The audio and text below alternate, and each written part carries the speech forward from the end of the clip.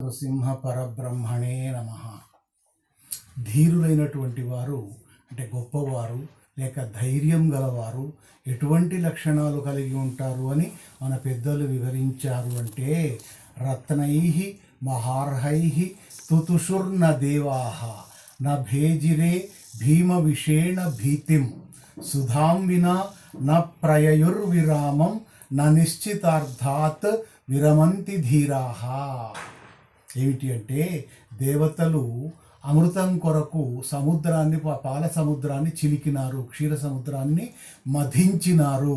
అప్పుడు దేవతలు సముద్రంలో రత్నాలు పొందినంత మాత్రాన్నే సంతోషించలేదు.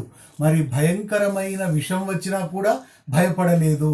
అమృతము లభించేదాకా ప్రయత్నమును ఆపలేదు. కనుక అనుకున్న పనిని సాధించే వరకు ధీరులు ఎట్టి పరిస్థితుల్లో కూడా తమ ప్రయత్నాన్ని విరమించరు.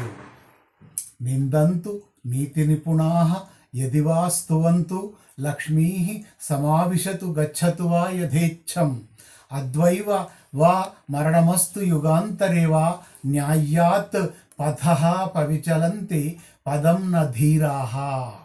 ఏమిటి అంటే నీతిజ్ఞులు, నీతి తెలిసిన వారు, ఉత్తములైన వారు తిట్టినా పొగడినా, లక్ష్మి వచ్చిన సంపద వచ్చినా పోయినా, మరణము ఈ రోజైనా యుగాంతమందైనా న్యాయ మార్గమును ధీరులు వదిలిపెట్టరు.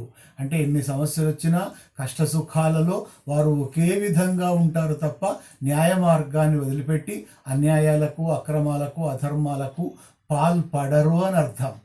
స ఏవ ధన్యో విపదిస్వరూపం యో ముంచతి త్యజత్యర్కకరై తప్తం హిమం దేహం నశీతతాం. ఏ విధంగా ధీరులు ఆపదలయందు కూడా తమ స్వభావాన్ని వదిలిపెట్టరు.